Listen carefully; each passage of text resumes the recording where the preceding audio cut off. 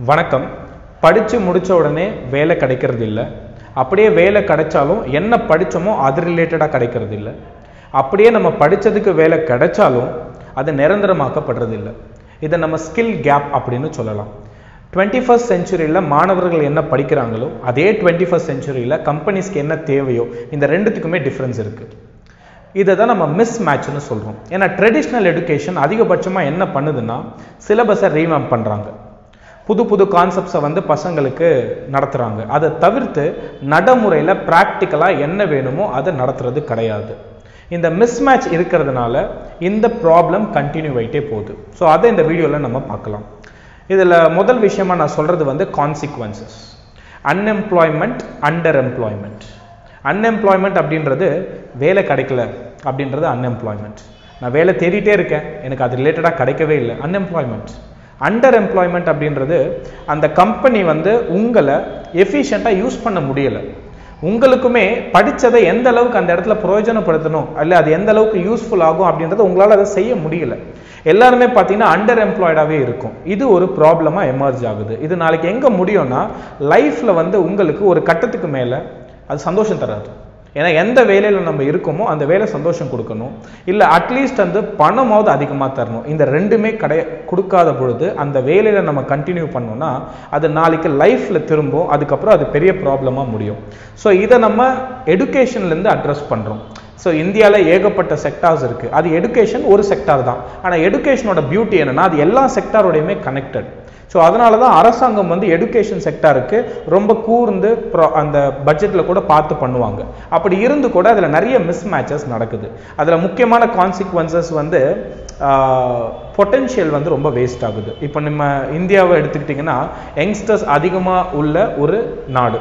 இந்த உலகத்திலே பார்த்தீங்கன்னா நிறைய யங்ஸ்டர்ஸ் இருக்காங்க. இப்படி யங்ஸ்டர்ஸ் இருந்து கூட அவங்களுக்கு வேலை கிடைக்காத பொழுதும் அதே மாதிரி அவங்க என்ன வேலைக்கு போகிறாங்களோ அதில் அவங்களோட ஃபுல் பொட்டென்ஷியலை காட்ட முடியாத போது அதில் பெரிய அளவுக்கு என்ன ஆகும்னா அன்சாட்டிஸ்ஃபேக்ஷன் வரும், which leads to lot of problems. இதை முதல் விஷயமா நான் சொல்கிறேன். அடுத்து பார்த்தீங்கன்னா இந்த ரெண்டு ப்ராப்ளத்தையும் நம்ம அட்ரஸ் பண்ணணும். என்ன ரெண்டு ப்ராப்ளம்?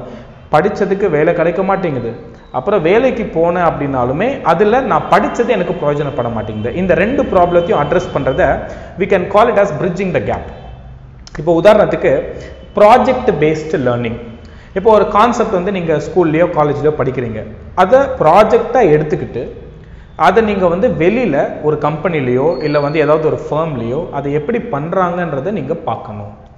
இதெல்லாம் நடைமுறையில் சரிப்பட்டு வருமானு கேட்டிங்கன்னா உங்களுக்கு டைம் இருக்காது, ஸ்கூலில் பண்ணவும் முடியாது. ஏன்னா ஸ்கூல் ஃபுல்லாகவே ஒரு மார்க்ஸ் பேசிஸில் தான் ரன் ஆகிட்டு இருக்கு. ஏன்னா சிஸ்டமும் அப்படி தான் இருக்குது. நீ நிறைய மார்க் எடுத்தினா நிறைய பெரிய காலேஜில் போகலாம், கம்மி மார்க் எடுத்தினா ஆவரேஜ் காலேஜில் போகலாம். இப்படி செட்டப் இருக்கும் பொழுது நம்ம மாற்றத்தை பற்றி பேசவே முடியாது. ஆனால் காலேஜில் பெரிய மாற்றங்களை கொண்டு வரலாம். ஏன்னா காலேஜ் பொறுத்த வரைக்கும் ஒரு 5 நாள் நீங்கள் காலேஜ் போகிறீங்கன்னா ஒரு நாள் எக்ஸ்க்ளூசிவாக ப்ராஜெக்ட் பேஸ்டாக நீங்கள் பண்ணலாம். ஏன்னா அட்டண்டன்ஸ்லேயும் உங்களுக்கு ப்ராப்ளம் வராது.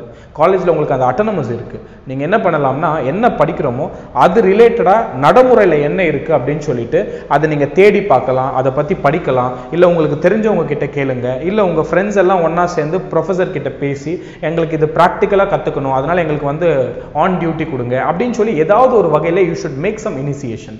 ஒரு பேங்க்குள்ளே எப்படியெல்லாம் டாக்குமெண்ட்ஸ் பண்ணுறாங்க, என்னென்ன மாதிரி விஷயங்கள் இருக்குது, அதுதான் நம்ம என்ன சொல்கிறோன்னா அந்த ப்ராஜெக்ட் பேஸ்ட் அப்படியே உங்களுக்கு இன்டர்ன்ஷிப்பாக மாறணும்.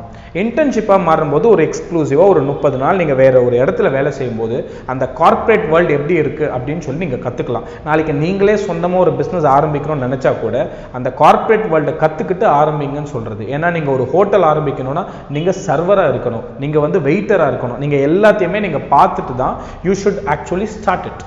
அப்போ தான் உங்களுக்கு அந்த பிஸ்னஸ் செட்டப் எப்படி இருக்குன்றது தெரியும். ஸோ ப்ராக்டிக்கலாக பார்க்கணும் அப்படின்னா படிக்கிற விஷயங்களை ப்ராக்டிக்கலாக என்னென்ன இருக்குன்றத ப்ராஜெக்ட் பேஸ் பண்ணி பண்ணணும்.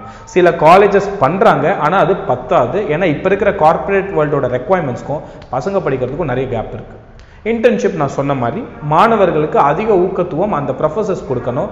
மாணவர்களும் போய் கேட்கணும். ஏன்னா எல்லா இடத்துலையுமே ப்ரொஃபஸர் தான் பண்ணணும் அவசியம் கிடையாது, பண்ணவும் மாட்டாங்க. ஏன்னா ப்ரொஃபஸர்ஸ் எல்லாமே அந்த ரூல்ஸோட ஸ்டிக் பண்ணிப்பாங்க. ஸோ அவங்க அதை மீறி வர மாட்டாங்க.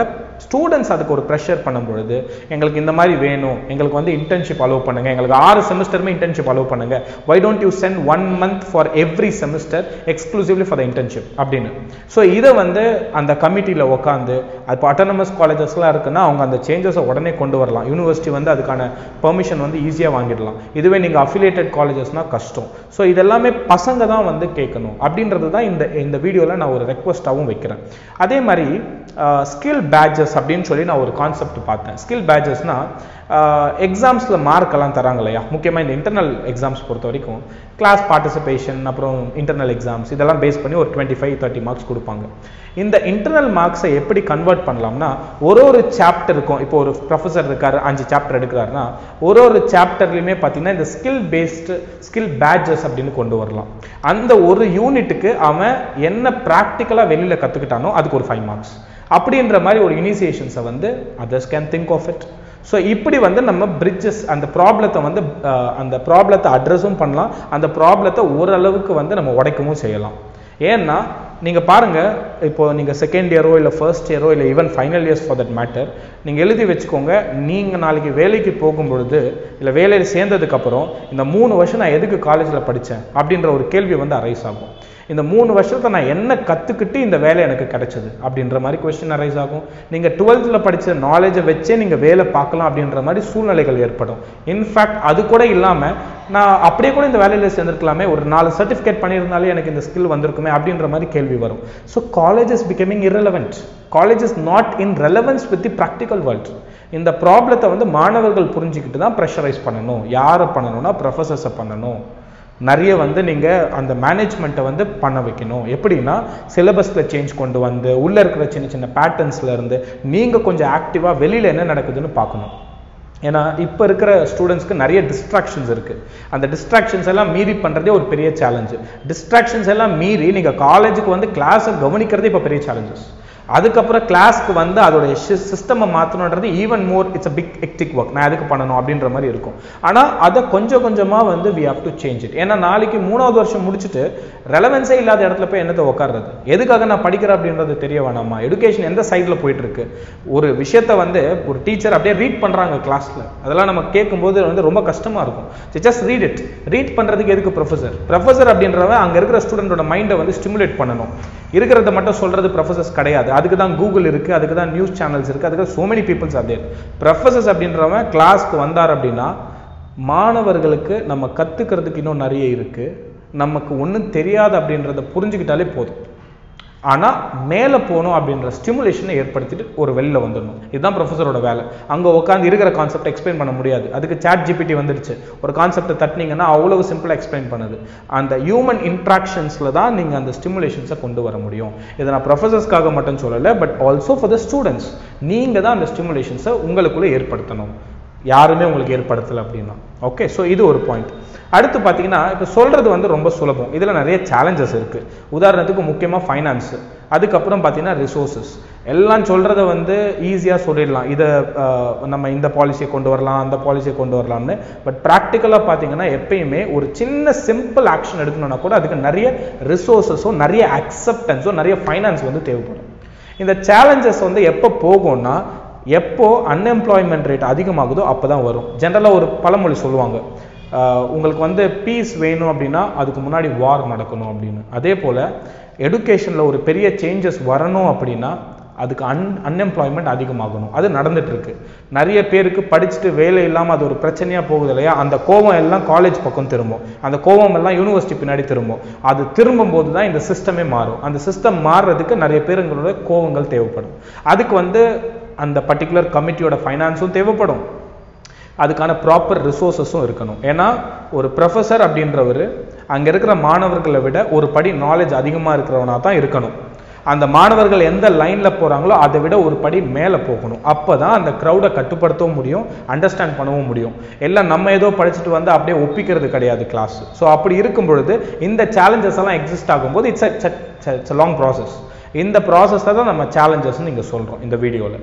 அதே மாதிரி கடைசியாக நான் என்ன I wanted to conclude is, தோ நம்ம ஜென்ரலாக எடுக்கிற வீடியோ ரொம்ப ஸ்ட்ரக்சர்டாக இருக்கும், இந்த வீடியோ அப்படின்றது வந்து முழுக்க அந்த ஸ்கில் கேப் பற்றி நான் பேசினதால it's a very unstructured video. Skill gap அப்படின்றது it's a very serious problem.